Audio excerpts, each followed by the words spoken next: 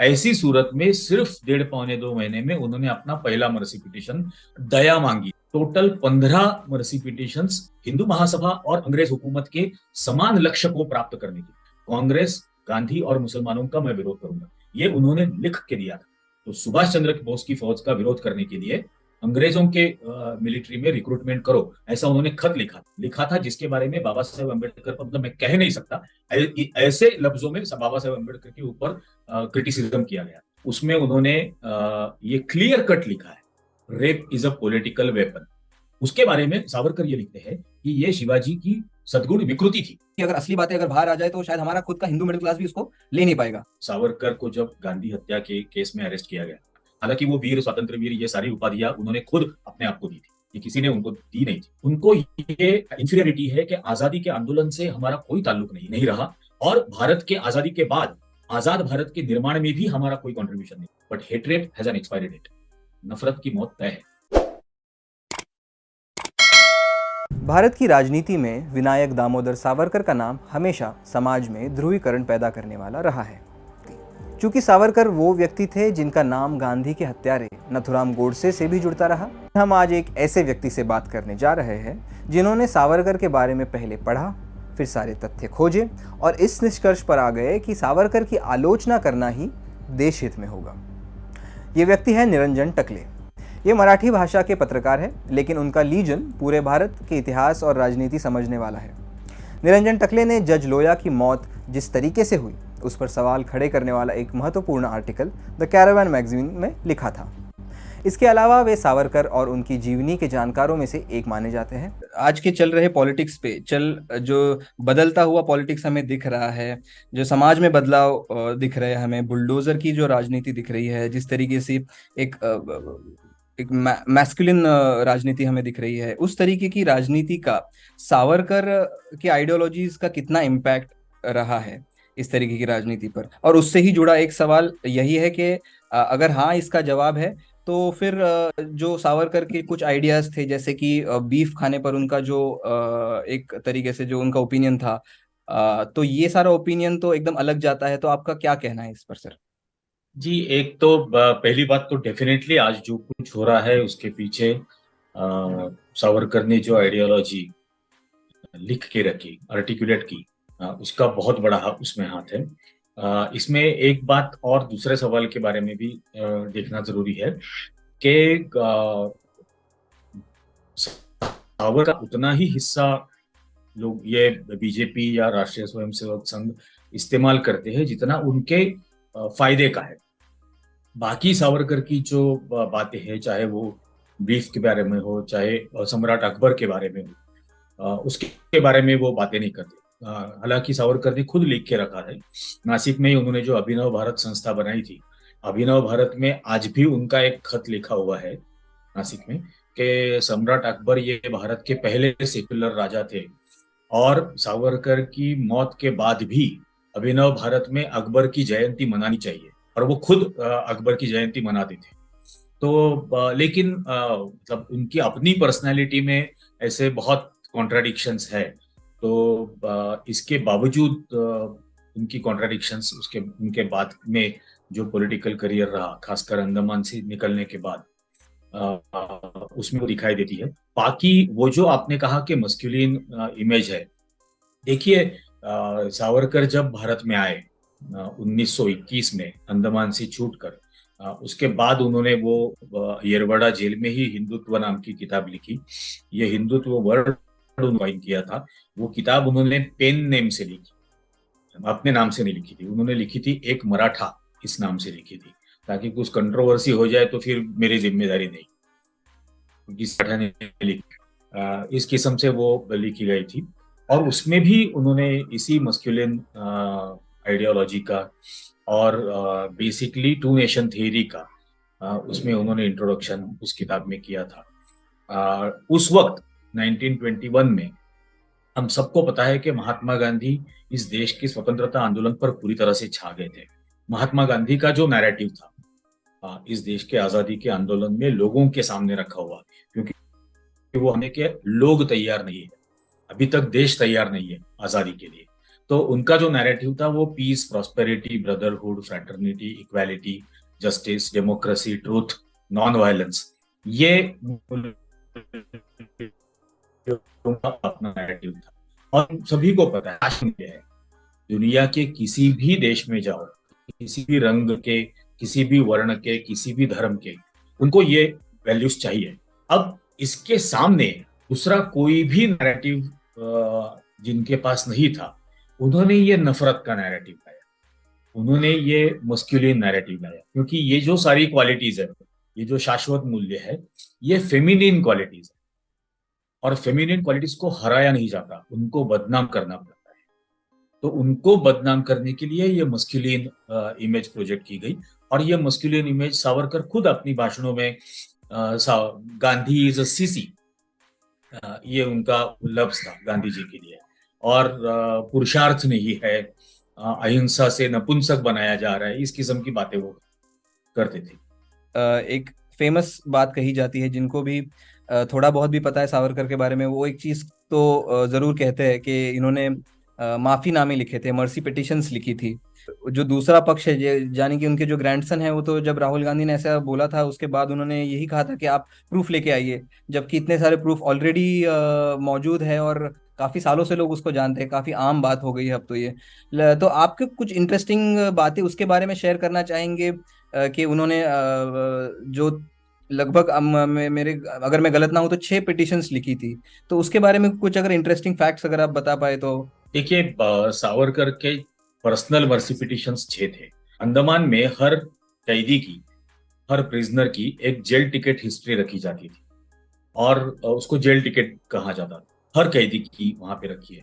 तो उसमें सावरकर की जो जेल टिकट हिस्ट्री है, जो जेल टिकट हिस्ट्री में हर 15 दिन बाद उस कैदी का वजन कितना है, वो 15 दिनों में उसने कौन सा काम उसको सौंपा गया था, उसने क्या किया, उसने काम नहीं किया होगा तो उसको सजा क्या दी, या वो बीमार हुआ रहेगा तो उसको ट्रीटमेंट कहाँ पर मिली, कब मिली। इसके अलावा उसने अगर कुछ पिटिशंस लिखे होंगे तो वो पिटिशंस उसने क्या लिखे, ये सारी उसमें रिकॉर्ड मेंटेन किया जाता था। अब उस टिकट हिस्ट्री में उनके 6 पिटिशंस का ब्यौरा है, जिक्र किया हुआ है। 4 जुलाई 1911 को सावरकर अंडमान पहुंचे, 4 जुलाई 1911, और 29 अगस्त, मतलब हम कहेंगे 1.5-2 महीने में उन्होंने अपना पहला मर्सी पिटिशन लिखा। अकॉर्डिंग टू सेल्युलर जेल का जेल मैनुअल, हर कैदी को पहले 6 महीने सॉलिटरी कन्फाइनमेंट मिलती थी। मतलब पहले 6 महीने में ना उसको कोई काम दिया जाता था, ना उसको कोई सजा होती थी, कुछ नहीं, अपने सेल में उसको बंद करके रखा जाता था, और उसे कोई मिल नहीं सकता, वो किसी से मिल नहीं सकते, अपने सेल में ही दिन भर रात भर रहना है। ऐसी हालत में, मतलब कोई काम नहीं है, कोई सजा नहीं है, कोई पनिशमेंट उनको मिली नहीं है, ऐसी सूरत में सिर्फ 1.5-2 महीने में उन्होंने अपना पहला मर्सी पिटिशन 1911 में 29 अगस्त को लिखा। उनके हर पिटिशन का जो सब्जेक्ट लिखा जाता है, उसमें उन्होंने मर्सी पिटिशन या क्लेमेंसी पिटिशन लिखा है। अब कोई भी डिक्शनरी से निकाल के इस वर्ड को देखे, क्लेमेंसी का मतलब मर्सी रहता है। कई लोग, इनफैक्ट मेरी आपत्ति है कि लोग उसको माफीनामा कहते हैं। मैं उसको माफीनामा नहीं कहता, क्योंकि उन्होंने दया मांगी थी, उन्होंने सरकार से ये मतलब बार बार गुजारिश की थी कि उनके ऊपर रहम किया, और वो रहम के लिए उन्होंने 6 मर्सी पिटिशंस पर्सनली लिखे। इसके अलावा उनके भाई ने 3 लिखे, उनके भाई ने 3 लिखे, उनकी पत्नी ने 3 लिखे। तो on his behalf total 15 mercy petitions रहम की गुजारिश की गई। इसलिए मैं कहता हूं कि वो रहम की भीख मांग रहे थे। एक बार पिटिशन करना मर्सी पिटिशन है, लेकिन बार बार, इतनी बार करना, और उसमें अंग्रेजों की हर हर शर्त को मानने के लिए तैयार है। उनके जो, he was very proficient in languages, उनका बहुत मतलब पकड़ थी पर, चाहे वो हिंदी हो, चाहे अंग्रेजी हो, चाहे मराठी हो, संस्कृत हो, उनकी बहुत पकड़ थी इन भाषाओं पर। और यू कैन एक्चुअली विजुअलाइज, मतलब उनकी जो आत्मकथा है, वो पढ़ के भी हम एक्चुअली विजुअल कर सकते हैं। तो उसी तरह से मर्सी पिटिशन पढ़कर भी हम एक्चुअली विजुलाइज कर सकते हैं कि मतलब ये कितनी शिद्दत से दया की गुजारिश कर रहे हैं, रहम की गुजारिश कर रहे ये बात आपने बड़ी इंटरेस्टिंग कही कि जेल के जाने के अंदर 1 महीने के अंदर अंदर ही उन्होंने पहली मर्सी पिटीशन लिखी थी। और आपके भाषण से एक और फैक्ट मैंने सुना था, वो भी मैं दर्शकों को बता दूं कि उनका वजन भी जो पहले था, और जो जब वो जब मिलने आए थे तो उनका वजन भी बढ़ चुका था। तो खैर वो उस पर हम कुछ ज़्यादा टिप्पणी नहीं करेंगे। लेकिन सर, क्या जेल से आने के बाद, अंडमान से छूटने के बाद, सावरकर के ऊपर एक अक्सर आरोप किया जाता है कि उन्होंने ब्रिटिशर्स के साथ एलाई किया। उसका कारण ये बताया जाता है कि पेंशन के लिए शायद उन्होंने ये कदम उठाया हो। लेकिन इस बात में कितना तथ्य है कि उन्होंने एक्चुअली ब्रिटिशर्स की हेल्प करने में कदम उठाए? देखिए, उस वक्त वाइसरॉय जो थे लिनलिथगो, वाइसरॉय लिनलिथगो के साथ मतलब येरवड़ा जेल से छूटने के बाद 1924 में उनको येरवड़ा से छोड़ा गया, पूना की येरवड़ा जेल से। और येरवड़ा से छूटने के बाद एक बार उनकी वाइसरॉय लिनलिथगो से मुलाकात हुई, जब वाइसरॉय लिनलिथगो मुंबई में बॉम्बे प्रोविंस के गवर्नर के हाउस में आए हुए थे। तो उस गवर्नर हाउस में उनकी मीटिंग हुई और वहां पर दोनों ने एक मेमोरेंडम ऑफ अंडरस्टैंडिंग साइन किया, जो सावरकर ने अपनी हस्ताक्षर में लिखा था। ये सिर्फ मैं नहीं कह रहा हूँ, ये वाइसरॉय लिनलिथगो ने लिख के रखा है। ये एक हिस्टोरियन है इटली की, मार्जिया कैसेलोरी, उसने भी ये लिखा हुआ है और इसकी कॉपीज अवेलेबल है। ये जो मेमोरेंडम ऑफ अंडरस्टैंडिंग साइन किया था उसका पहला सेंटेंस है, to fulfil the common objectives of the British Empire and Hindu Mahasabha, I assure to spend my rest of the life in opposing Congress, Gandhi and Muslims. तो हिंदू महासभा और अंग्रेज हुकूमत के समान लक्ष्य को प्राप्त करने के, to fulfil the common objectives, समान लक्ष्य को प्राप्त करने के लिए कांग्रेस, गांधी और मुसलमानों का मैं विरोध करूंगा। ये उन्होंने लिख के दिया था वाइसरॉय लिनलिथगो को। और इससे बड़ा सबूत, और मतलब और कई सबूत है, इससे बड़ा सबूत कोई हो नहीं सकता कि वो अंग्रेजों के साथ कोलैबोरेट कर रहे थे, उनकी मदद कर रहे थे। बाकी अंग्रेजों की आर्मी में रिक्रूटमेंट के लिए उन्होंने हिंदू महासभा के हर जिले में, भारत में हर जिले में मिलिट्री रिक्रूटमेंट बोर्ड बनाए थे। उस मिलिट्री रिक्रूटमेंट बोर्ड्स के लिए उन्होंने जो आवेदन लिखा था, उसमें उन्होंने लिखा था कि नॉर्थ ईस्ट से भारत के ऊपर जो भारत की हुकूमत के ऊपर जो खतरा मंडरा रहा है नॉर्थ ईस्ट की तरफ से, उसका मुकाबला करने के लिए अंग्रेजों की मिलिट्री में भर्ती करना चाहिए। अब नॉर्थ ईस्ट से भारत पर कौन हमला करने वाला? वो इंडियन नेशनल आर्मी या आजाद हिंद सेना की सुभाष चंद्र बोस की फौज कर रही थी। तो सुभाष चंद्र बोस की फौज का विरोध करने के लिए अंग्रेजों के मिलिट्री में रिक्रूटमेंट करो, ऐसा उन्होंने खत लिखा था। उनके छोटे भाई की अपॉइंटमेंट, उनके छोटे भाई जो थे नारायण दामोदर सावरकर, उनको अंग्रेजों ने सेंट्रल रिक्रूटमेंट बोर्ड पर अपॉइंट किया था। तो सेंट्रल मिलिट्री रिक्रूटमेंट बोर्ड पर अपॉइंट करने के बाद उन्होंने वाइसरॉय के आभार मानने के लिए, उनको थैंक यू कहने के लिए उन्होंने खत लिखा था कि मैं आपका बहुत शुक्रगुजार हूँ कि आपने मेरे भाई की सेंट्रल रिक्रूटमेंट बोर्ड पर अपॉइंटमेंट की। इसके अलावा उन्होंने एक सर्कुलर निकाला था ये रिक्रूटमेंट बोर्ड्स के लिए, जिसके समर्थन में गवर्नर्स ने, अंग्रेजों के गवर्नर्स ने ऐसे खत लिखे थे सारे एडमिनिस्ट्रेशन को कि हिंदू महासभा के इस मिलिट्री रिक्रूटमेंट का जो अपील है उसको हर रीजनल लैंग्वेज में ट्रांसलेट करके आप मतलब कोऑपरेट करते हो, प्रिंट करवा के दो, जितनी क्वांटिटी चाहिए हर रीजनल लैंग्वेज में उनको ये प्रिंट करके दो। इतना इनका आपस में कोऑपरेशन था। तो और क्या लिए सबूत? जी जी सर। सो अगर हम उस वक्त की अगर बात कर रहे हैं 30s 40s की, तो थोड़ा मुस्लिम लीग के ऊपर मैं आपका ध्यान आकर्षित करना चाहूँगा। एक चीज़ जो थोड़ी मुझे भी इस इंटरव्यू के रिसर्च के दौरान पता चली कि श्यामा प्रसाद मुखर्जी जो आज के जो राइट विंग के बहुत बड़े नेता माने जाते हैं, वो मुस्लिम लीग के गवर्नमेंट में फाइनेंस मिनिस्टर थे। तो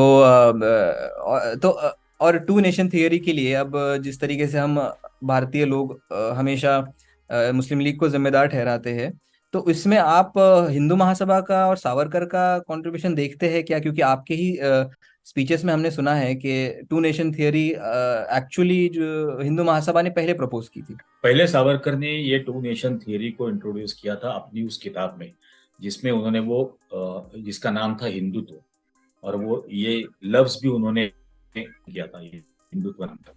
उसमें ये टू नेशन थियरी इंट्रोड्यूस की थी। उसके बाद 1937 में जब सावरकर खुद हिंदू महासभा के प्रेसिडेंट थे, तब उनका जो हिंदू महासभा का जो अहमदाबाद में, गुजरात में एक कन्वेंशन हुआ, उस कन्वेंशन में, अधिवेशन में इस टू नेशन थियरी को उन्होंने एज अ प्रस्ताव, एज अ रेजोल्यूशन इसको पास किया था कि Hindu and Muslims can not be one homogeneous nation, they are essentially two different nations. ये उन्होंने रेजोल्यूशन वहां पर पास किया था। ये 1937 में पहला इस किस्म का रेजोल्यूशन है। तब तक किसी भी पॉलिटिकल पार्टी ने इस किस्म का रेजोल्यूशन पास नहीं किया था। 1940s में आई थिंक मार्च 23-24 मार्च को शायद हुई थी, लाहौर में मुस्लिम लीग का अधिवेशन हुआ था। वहां पर फजलुल हक ने पाकिस्तान का प्रस्ताव, पाकिस्तान रेजोल्यूशन प्रपोज किया था, फजलुल हक ने, और वो पारित हुआ था, वो मंजूर किया गया था मुस्लिम लीग के 1940s के अधिवेशन में। अब इसके 17 साल पहले सावरकर ने ये टू नेशन थ्योरी लिखी थी हिंदुत्व किताब में, जिसके ऊपर 17 साल उन्होंने पूरे देश में प्रोपेगेंडा किया था हर जगह। और उसके ऊपर उनकी अपनी एक सावरकर का जो मुंबई में घर था, सावरकर सदन नाम का, उस घर में ग्राउंड फ्लोर पर उनके एक असिस्टेंट रहते थे, उनका नाम है एएस भिड़े। और एएस भिड़े ने एक 1500-1600 पन्नों की एक बहुत बड़ा किताब उन्होंने पब्लिश किया था, जिसका टाइटल है world wide propaganda of Vinayak Damodar Savarkar from 1937 to 44, ऐसा कुछ है। तो उसमें सावरकर के सारे खत, सावरकर के सारे स्पीचेस, सावरकर के सारे टेलीग्राम्स, वो सब उसमें है। और वो पढ़कर हम देख सकते हैं कि उन्होंने इस टू नेशन थ्योरी का कितना बड़ा प्रचार किया। 1941 में नागपुर में सावरकर ने एक प्रेस कॉन्फ्रेंस की थी, जिसमें उन्होंने कहा था कि जिन्ना के पाकिस्तान प्रस्ताव के मैं बिल्कुल खिलाफ नहीं हूं, मैं सहमत हूं, ये दो देश ही है, ये एक देश नहीं हो सकता। अब ये फजलुल हक, जिन्होंने पाकिस्तान का प्रस्ताव रखा था 1940 में, ये जब 1941 में बंगाल के मुख्यमंत्री बने, चीफ मिनिस्टर बने, तो उसी फजलुल हक के मंत्रिमंडल में, कैबिनेट में श्यामा प्रसाद मुखर्जी जो हिंदू महासभा के अध्यक्ष थे, वो उनके फाइनेंस मिनिस्टर बन गए। अब अखंड भारत के लिए इतनी इच्छा थी और ये पार्टीशन नहीं होनी चाहिए, अगर ऐसी सोच थी, तो जो पाकिस्तान का प्रस्ताव रख रहा है, मंजूर करके ले रहा है, उसके मंत्रिमंडल में आप क्यों शामिल हो रहे हैं? तो मुस्लिम लीग और हिंदू महासभा का अलायंस गवर्नमेंट था, जिसके श्यामा प्रसाद मुखर्जी फाइनेंस मिनिस्टर थे, डेप्यूटी चीफ मिनिस्टर का स्टेटस उनको था। इसके अलावा सिंध में भी इनकी अलायंस गवर्नमेंट थी। इसके अलावा I think FATF, federally administered जो एरिया आजकल जिसको खैबर पख्तूनवा कहते हैं, तो उसके भी वहां पर भी इनकी अलायंस सरकार थी, 3 जगह पे मुस्लिम लीग के साथ अलायंस में। कहीं ना कहीं लोग ये भी मानते हैं कि सावरकर एक ग्रे पर्सनालिटी है, यानी उनमें कई सारी अच्छी चीजें भी थी। एक अच्छी चीज ऐसी मानी जाती है कि उन्होंने दलितों का उत्थान किया। मैं जिस जगह से आता हूँ, रत्नागिरी, वहां पर मंदिर की शुरुआत की, जहां पर दलित लोग जा सके उन मंदिरों में। तो अगर उन्होंने ऐसी चीजें शुरुआत की थी, ऐसी चीजों की पहल की थी, और अंबेडकर जी के साथ भी उनके संबंध कुछ बुरे नहीं थे, ऐसा राइट विंग लोगों की तरफ से पढ़ने में आता है, तो आप उसकी तरफ कैसे देखते हैं सर? सावरकर और दलित का रिलेशन कैसे देखते हैं? देखिए, ये जो सावरकर के पॉलिटिकल आइडियोलॉजी के बारे में जब रियलिटी सामने आने लगती है, तब उसी राइट विंग की तरफ से ये बातें कही जाती है कि वो साइंटिफिक रैशनल वाले थे, वो इस देश की में जो छूत अछूत है उसके खिलाफ वो काम करते थे। ये 2 बातें कही जाती। अब सावरकर ने उसके लिए क्या किया? सावरकर ने रत्नागिरी में पतित पावन नाम का एक मंदिर बनाया जहां आकर वो दर्शन ले सकते हैं, दलित ले सकते हैं। अब पहली आपत्ति है कि उसका नाम पतित पावन क्यों रखा? पतित का मतलब क्या है? जो जन्म से ही पापी है या शूद्र है, वो पतित है, वो वहां आकर पावन होगा। इसका मतलब आप मानते हो कि कोई इंसान जन्म से ही शुद्ध या अशुद्ध होता है, पवित्र या अपवित्र होता है, या आप मानते हो वो वहां अपवित्र आदमी, पतित आदमी वहां आकर पावन होगा। तो ये सोच इसमें बहुत समझनी जरूरी है। दूसरी बात, जो मंदिर भारत में थे उनमें से एक भी मंदिर दलितों के लिए खोल कर देने के लिए उन्होंने कोई चेष्टा, प्रयास या आंदोलन नहीं किया। खुद बाबा साहब अम्बेडकर ने नासिक में जो कालाराम मंदिर का प्रवेश का आंदोलन किया था, उस कालाराम मंदिर के प्रवेश के आंदोलन के वक्त उनके छोटे भाई नासिक में मौजूद थे, वो चारों पांचों दिन। लेकिन एक दिन, एक मिनट भी वो डॉक्टर बाबा साहब अम्बेडकर के साथ उस आंदोलन में नहीं गए, उसके बावजूद। तो ये एक बात है। दूसरी, उन्होंने दलित और मुसलमानों को शुद्ध करने के लिए, हिंदू बनाने के लिए, आज जिसको घर वापसी बोलते हैं, उसको उस वक्त उन्होंने शुद्धि नाम दिया था।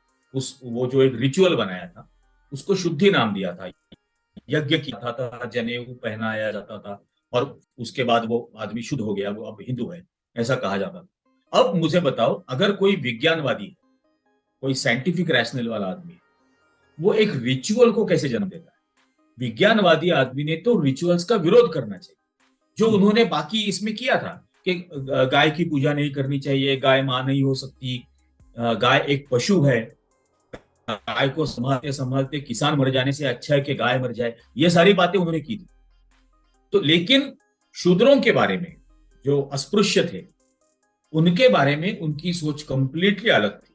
बाबा साहेब अम्बेडकर ने जब धर्मांतर किया था, तो बाबा साहेब अम्बेडकर के धर्मांतर के विरोध, जब बाबा साहेब अम्बेडकर ने बौद्ध धर्म अपनाया, तो उसके विरोध में, बाबा साहेब अम्बेडकर की इस चीज के खिलाफ, सावरकर ने महाराष्ट्र में केसरी नाम का एक बहुत पॉपुलर न्यूज़पेपर उस वक्त था, जो लोकमान्य तिलक ने शुरू किया था। उस केसरी में हाफ पेज आर्टिकल लिखा था, जिसके बारे में बाबा साहेब अम्बेडकर पर, मतलब मैं कह नहीं सकता, ऐसे लफ्जों में बाबा साहेब अम्बेडकर के ऊपर क्रिटिसिज्म किया गया। तो सर, आपका एनालिसिस सुन के क्या हम ऐसे निष्कर्ष पे पहुंच सकते हैं क्या कि जो कोट अनकोट उत्थान सावरकर ने दलितों का किया, वो सिर्फ अपने राजनीतिक फायदे के लिए था और केवल उनको एक हिंदू फोल्ड में लाने के लिए था? बिल्कुल जी, ये बिल्कुल सच बात है कि वो नहीं चाहते थे कि हिंदू कम्युनिटी एट सच वो डिवाइडेड दिखे। इसलिए आप देखिए, आदिवासियों को वनवासी कहते हैं, वो आदिवासी नहीं कहते, क्योंकि आदिवासी फिर अलग हो जाते हैं, हिंदू अलग हो जाते हैं। जी सर। आज भी आदिवासियों के इलाके में गणपति की मूर्तियां भेजकर गणेशोत्सव करने की कोशिश की जाती है, ताकि वो हिंदू देवताओं को माने। हालांकि आदिवासियों के देवता अलग है। बिल्कुल सर, एक कंट्रोवर्शियल चीज आपके थ्रू हमें समझने आती है, और कई एक्सपर्ट्स इसके ऊपर लिखते रहते हैं जो सावरकर के ऊपर पढ़ाई करते हैं, और ये कहा जाता है, लेकिन थोड़ा उसमें डिवीजन है, जो रेप वाली बात है, using rape as a political weapon, यानी राजनीति करने का एक साधन, उस तरीके से रेप को इस्तेमाल किया जाए, ऐसा सावरकर ने कहा था, ऐसा कईयों का कहना है, आप भी उसमें शामिल है। लेकिन जो कुछ लोग हैं पढ़ने लिखने वाले, तो वो ये कहते हैं कि उन्होंने एक रेफरेंस दिया था मुस्लिम रूलर्स का, और ये कहा था कि ये अगर वो करते हैं तो ये करना भी गलत नहीं होगा। तो सिमेंटिक्स अगर इसको देखें तो ऐसा डायरेक्टली तो उन्होंने नहीं कहा था कि रेप एक पॉलिटिकल वेपन के जैसे यूज करना चाहिए। क्या मैं सही हूँ ये कहने में, या देयर सम लैगिंग? उनका एक उन्होंने जितना लिखा है, उनकी एक किताब है जो ओरिजिनल इंग्लिश में उन्होंने लिखी थी, 6 golden epochs of Indian history. मतलब जिसका मराठी संस्करण भी हुआ, मुझे पता नहीं हिंदी हुआ है या नहीं, लेकिन इतिहासाची 6 सोनेरी पाने इस नाम से, मतलब इतिहास के 6 सोनेरी पन्ने, इस नाम से उन्होंने, इसका ट्रांसलेशन मराठी में आया है। ओरिजिनल उनकी 6 golden epochs of Indian history नाम से है। उसमें उन्होंने ये क्लियर कट लिखा है, rape is a political weapon, बलात्कार एक राजकीय हथियार है। अब ये समझना जरूरी है, छत्रपति शिवाजी महाराज के बारे में उन्होंने जब लिखा, मतलब मेरे मन में छत्रपति शिवाजी महाराज के बारे में बचपन में हमको सिखाया गया था स्कूलों में, कि छत्रपति शिवाजी महाराज की सेना ने जब कल्याण पर किया कल्याण नाम का जो सूबा है के पास, वहां पर हमला किया और वहां से मुगल सरदार की बहू को पकड़ के अरेस्ट करके वो लाए शिवाजी महाराज के सामने। तब शिवाजी महाराज ने ये कहा कि हमारी माँ सुंदर होती, इतनी सुंदर होती तो हम भी सुंदर होते थे। मतलब अपनी माँ का दर्जा उन्होंने दिया उस औरत को। तो हमको बचपन से यह सिखाया जाता था कि पराई औरत को माँ की समान समझना चाहिए, और इसलिए छत्रपति शिवाजी महाराज की हमारे मन में बहुत बड़ी इज्जत है। लेकिन उसके बारे में सावरकर ये लिखते हैं कि ये शिवाजी की सद्गुण विकृति थी। अब विकृति इस बात को कह रहे हो कि दूसरी औरत का वो सम्मान कर रहे हैं। इसके बारे में वो लिखते हैं कि उसके ऊपर अनन्वित अत्याचार करके हिंदू स्त्रियों के ऊपर जो अत्याचार हुए हैं उसका बदला, प्रतिशोध लेना चाहिए था। ये लफ्ज उन्होंने तैयार किया है, बदले का, रिवेंज का, प्रतिशोध, ये उन्होंने बनाया। तो प्रतिशोध लेना चाहिए था, ऐसा उन्होंने लिखा है। अब रेप, जिसे हम युद्ध में भी वॉर क्राइम समझते हैं, ये मैं नहीं, पूरी दुनिया समझती है war, it is a war crime rape, उसको आप राजकीय हथियार कहते हो। मतलब राजकीय विरोधकों के खिलाफ इस्तेमाल करने की एक आइडियोलॉजी आप बताते हो। आप रेप जैसी घिनौनी चीज को आप जस्टिफाई करते हो। ये वॉर नहीं है, वॉर में भी ये गुनाह है, लेकिन पॉलिटिकल अपोनेंट के लिए आप इस किस्म की आइडियोलॉजी रखते हो, और जिसका नतीजा हमें आज दिखने को मिलता है। मैं जो पहले बार कह रहा था कि आज जो हो रहा है वो हो रहा है क्योंकि वो थ्योरी लिखी गई 100 साल पहले। उन्होंने लिखा कि rape is a political weapon, क्योंकि उसकी वजह से आपका जो विरोधक है वो अपना क्या कहते हैं, हिम्मत खो देता है। जी सर, जी। उसकी वजह से उसके बाद आज हम देखते हैं कि बिल्किस के 11 आरोपियों को छोड़ दिया जाता है। मैं उसी पे आ रहा था कि जिस तरीके से बिल्किस बानो का पूरा, जिस तरीके से मामला पैन आउट हुआ, वो एकदम से जो आप कह रहे थे तो उसको जस्टिफाई वो हो जाता है। एक सवाल तो जो थोड़ा सा मजेदार सा है कि मिथ मेकिंग जो है सावरकर का, वो एक तरीके से बड़ा रोल अदा करता है कि उनके बारे में एक वीर सावरकर जो मिथ है उनका, या असलियत भी हो सकती है। तो वो जो सावरकर ने छलांग लगाई थी, जो शिप से छलांग लगाई थी, और महाराष्ट्र में हम जब बड़े हो रहे थे, हालांकि दूसरे स्टेट्स में इतना उतना उतना नाम नहीं है, क्योंकि मेरे जो कलीग्स थे, स्टूडेंट्स थे, उनसे जब मैं बात करता हूँ तो पता चलता है कि Savarkar is not so known outside Maharashtra after all. तो जब जब हम बड़े हो रहे थे तो हमने तो यही सुना था कि सावरकर ने तो छलांग लगाई थी और अंग्रेजों से बच के भागे थे। हमारे दिमाग में तो वही था एक कि ये तो इतने शूर है, ये तो शिप से कूद जाते हैं। तो उसकी असलियत क्या है मुझे पता है, लेकिन अगर आप समझा दें हमारे दर्शकों के लिए तो वो अच्छा रहेगा सर। जी, सावरकर को लंदन में जब अरेस्ट किया गया था, तो लंदन में अरेस्ट करने के बाद उनको भारत में ला रहे थे। कलेक्टर जैक्सन, एटीएस जैक्सन का जो नासिक में खून हुआ था, उस केस में उनको पकड़ा गया था और उनको भारत ला रहे थे। उस शिप का नाम था एसएस मौर्या, और वो एसएस मौर्या लंदन से निकलने से पहले फ्रांस में ये टेलीग्राम करके मैसेज दिया गया था कि ये शिप वहां पर मार्सेलिस नाम के जो बंदरगाह था वहां पे रुकेगी मेंटेनेंस के लिए। तो एसएस मौर्या वहां पर बंदरगाह पर रुकी थी मेंटेनेंस के लिए। वहां पर शिप, मतलब पोर्ट होल जो रहता है शिप के डेक को, वॉल में साइड में जो पोर्ट होल रहते थे उस वक्त, क्योंकि वो स्टीम शिप थी, तो उस पोर्ट होल से वो कूदे।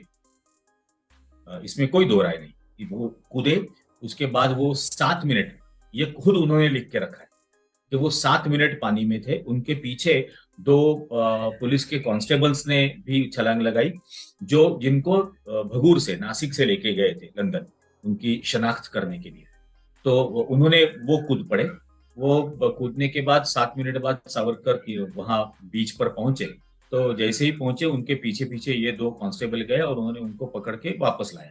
तो उन्होंने खुद लिखा था, और वहां बंदरगाह में वो बोट रुकी हुई थी, मेंटेनेंस चल रहा था। तो ये एक बात है। लेकिन हमारे इतिहास में जब बचपन में महाराष्ट्र में सिखाया जाता था, तब मतलब आधे समंदर में उन्होंने छलांग लगा दी और आधा समंदर तैरते तैरते वो वहां पर गए वगैरह, इस किस्म से वो ग्लोरीफाई किया गया उस इतिहास को।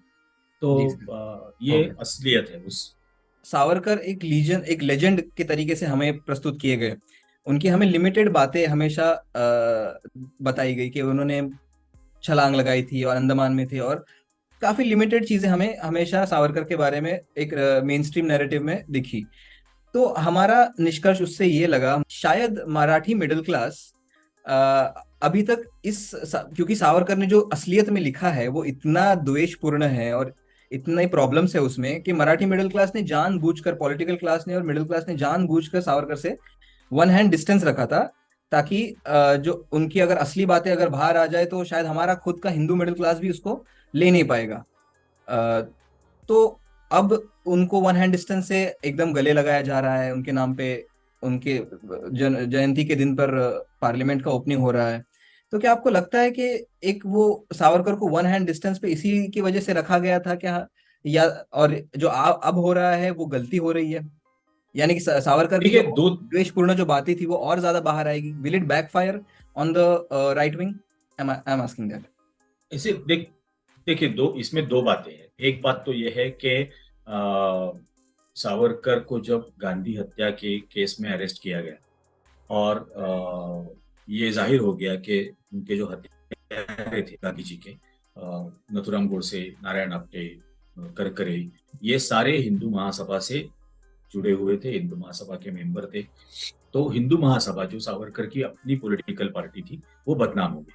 वो बदनाम होने के बाद पूरी देश में जो बैकलैश आया गांधी हत्या के बाद, उसकी वजह से कुछ सालों तक संघ ने और इस राइट विंग आइडियोलॉजी, पहले जनसंघ उसके बाद बीजेपी, ये दोनों ने, मतलब हिंदू महासभा के आखिरी अध्यक्ष ये जनसंघ के संस्थापक अध्यक्ष बने श्यामा प्रसाद मुखर्जी।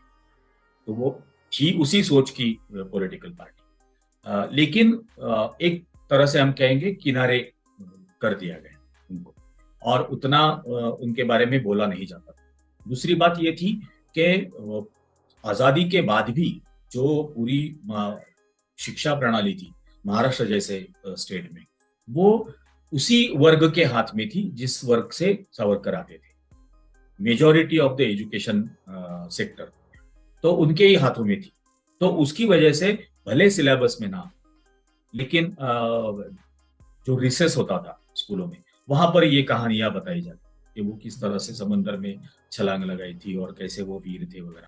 हालांकि वो वीर, स्वातंत्र वीर, ये सारी उपाधियां उन्होंने खुद अपने आप को दी थी, ये किसी ने उनको दी नहीं थी, ये उन्होंने अपने आप को दी थी। लेकिन इसको बरकरार रखा गया उस वर्ग की तरफ से जिस वर्ग से सावरकर आते थे।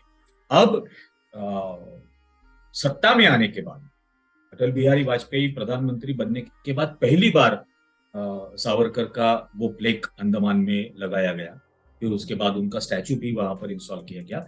तब से शुरुआत की थी लालकृष्ण आडवाणी ने सावरकर को फिर से एक बार नजदीक लाने की, क्योंकि संघ और बीजेपी का ये एक बहुत बड़ा प्रॉब्लम है कि एरोगेंस ऑफ इंफीरियरिटी उनको ये इंफीरियरिटी है कि आजादी के आंदोलन से हमारा कोई ताल्लुक नहीं रहा और भारत के आजादी के बाद आजाद भारत के निर्माण में भी हमारा कोई कंट्रीब्यूशन नहीं, और उसकी वजह से वो बहुत एरोगेंटली बिहेव करते और इसलिए आजादी के आंदोलन से एक ही कनेक्शन वो बना सकते थे, सावरकर के जरिए।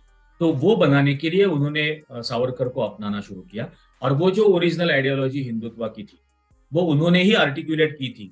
तो उसकी वजह से भी उनको ये मजबूरी हो गई कि सावरकर को अपनाए। लेकिन जैसे जैसे ये जो मास्क है, जो आप जिसको आप मिथ कह रहे हो, ये जैसे जैसे टूटता जाएगा, जैसे जैसे लोगों के सामने सच्चाई के बारे में आती जाएगी, वैसे वैसे लोग इसको दरकिनार करते रहेंगे। क्योंकि जैसे मैंने शुरुआत में कहा था कि गांधी जी का नैरेटिव शासन का peace, prosperity, progress, democracy, brotherhood, equality, justice, truth, non violence, इसके खिलाफ जो नैरेटिव बनाया गया हेट्रेट का था, नफरत का था।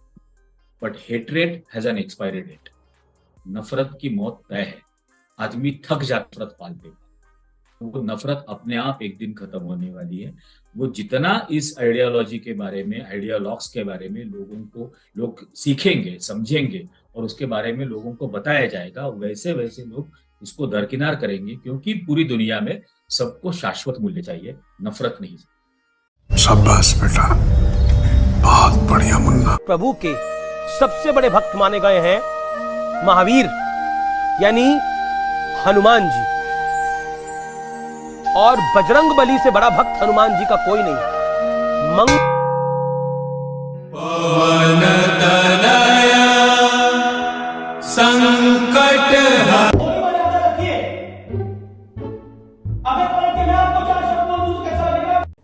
अब बताइए मैं क्या करूंगा?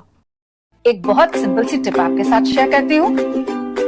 अपने हाथ को इस तरीके से रखिए। If you look at this from your side, आपका लेफ्ट हैंड आपको बी के जैसे दिखेगा और राइट हैंड आपको डी के जैसे दिखेगा।